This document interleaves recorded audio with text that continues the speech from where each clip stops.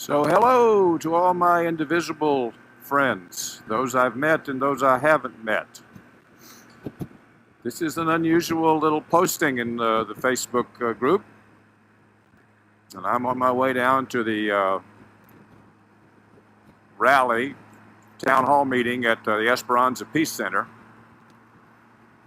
I believe it's been organized by Move On, and I wanted to share that with you, and I'm sure we'll have some other people down there.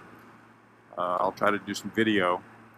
But we decided we would make a little trip on our motorcycles this morning, so we haven't been on them for a while. I'm riding with my good friend Peter, and we're very grateful that Peter now has his green card because he's a great person. We like him a lot. He's from South Africa, and his wife has become a U.S. citizen. He hasn't yet, but he does have his green card, so we feel safe that he's not going to be picked up and deported, which is a shame that we even have to be grateful for that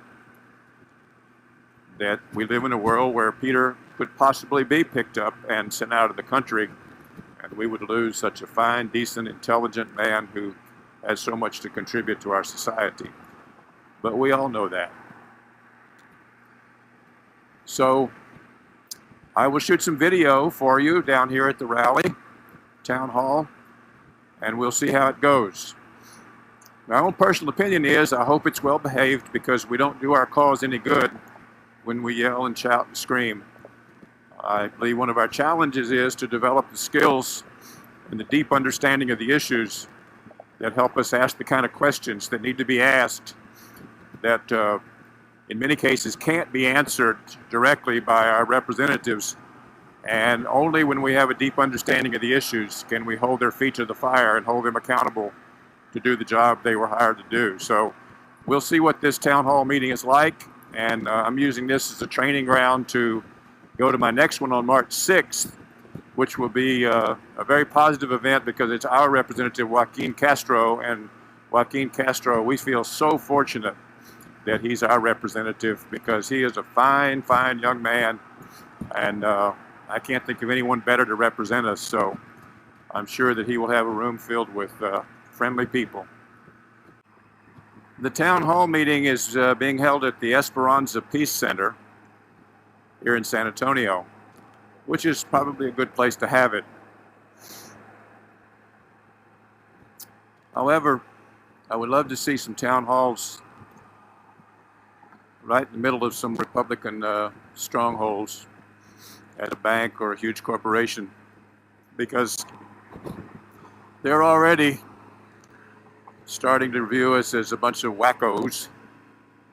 We are now the hippies of the 60s. The 60s, the hippies were referred to as tree huggers and wimps, and remember the sign of the chicken? People who didn't want to go to war were referred to as being chickens or cowards. So we've kind of assumed that position now, and they're already starting to attack us. But that's good, because that means that we're doing something. If we weren't doing anything, they wouldn't be attacking us.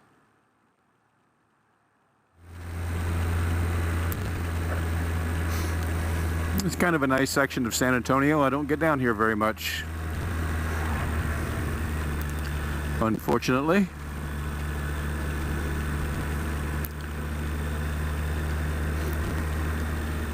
Isn't that one of the problems that we face today? We're all living our little cocoons, and we only talk to people who agree with us, and we only listen to news that we like. So it's good to come down here, and I've enjoyed meeting so many really interesting people who believe in the values of our country in this indivisible movement over the last month or so. So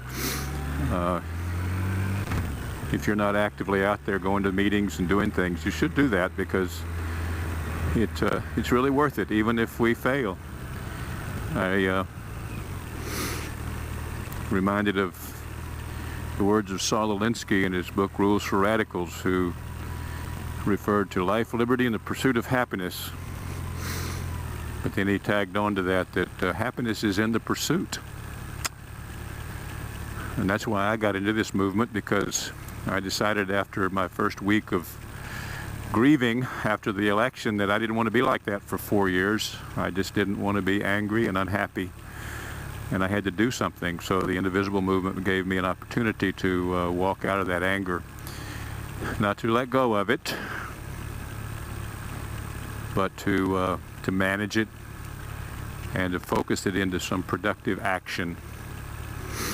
And I hope we can organize enough so that we can get all of that anger and commitment moving a little bit away from nasty Facebook posts and yelling and screaming at town hall meetings, and develop a level of sophistication and skill that will command the attention of those people who have the power to make the decisions that we need made. Whether we like them in that position or not, that's what we have.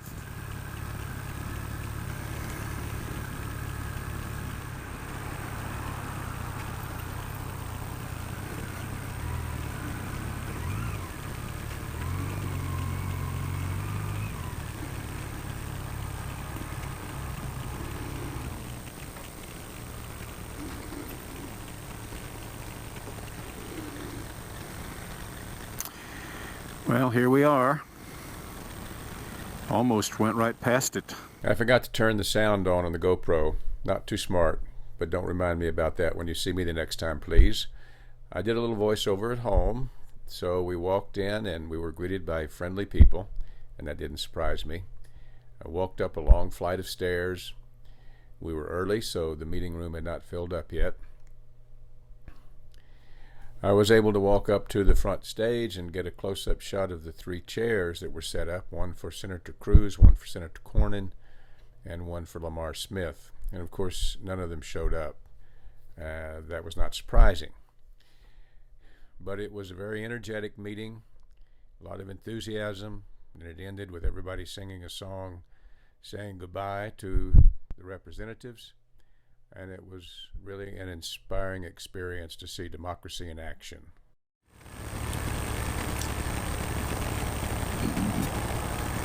So I'm leaving the town hall meeting. The first town hall meeting I've ever attended in my entire long life. It was very interesting. Senator Ted Cruz, Senator John Cornyn, and Congressman Lamar Smith were all invited, and they didn't show up. And they had empty chairs in front of the room, and everybody addressed a question to the non-existent senator. And boy, was there a lot of anger in that room. Some of the questions were very good. Some of them were well thought out. I chatted with one of the news station's reporters who was there afterwards. And I asked him if he had any tips on how people should talk to the media if they were ever put on camera. And he had some pretty good advice. He said that they usually won't use any footage of people that are just off the wall and who are overly emotional. He said the emotion is good, you shouldn't stifle it altogether, but if they're just illogical, they won't use it. He also said you don't have to be really extremely polished. In fact, he said sometimes being too polished can be a detriment, because these days people do distrust experts. He said just be yourself. And then he knows when people are on camera, they sometimes are a little uncomfortable, so it's difficult for them to organize their ideas really tightly. And he said that's okay, because they'll edit it out. And then he said, for me, was the aha moment. He said, what we're looking for are small nuggets of clarity. I really like that, small nuggets of clarity. So that tells me that if I'm ever interviewed by the news media, that I need to learn how to communicate those small nuggets of clarity.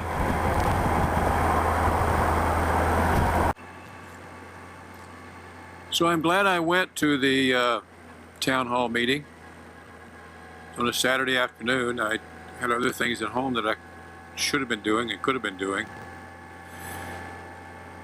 But I'm glad I spent the time because I got to see democracy in action. It's a little bit messy, but democracy is messy. However, the town hall was well organized. It started on time and it ended on time. They had a planned agenda.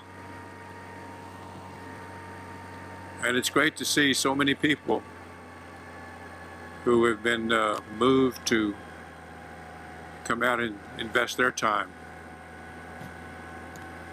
It gives me hope. So my advice to anybody who's listening to this who hasn't been to a town hall meeting or hasn't attended some kind of meeting in your area, please do that. Get involved with somebody. Indivisible is a great organization to be a part of, but there's also others. I think if you do that, it'll make you feel good. It'll help you manage some of the trauma that we're all going through as we watch what's happening in our country today. So thank you for taking the time to watch this short, kind of choppy video. I think my sound might have failed me on my little camera during the meeting itself. I'll find out when I get home and start to edit it. But if you don't hear any sound from the town hall meeting, that's because I overlooked one little small detail with my GoPro. But you'll get to see what it looks like anyway. So as always, subscribe. I'll be putting more of these on in the next few weeks. See you next time.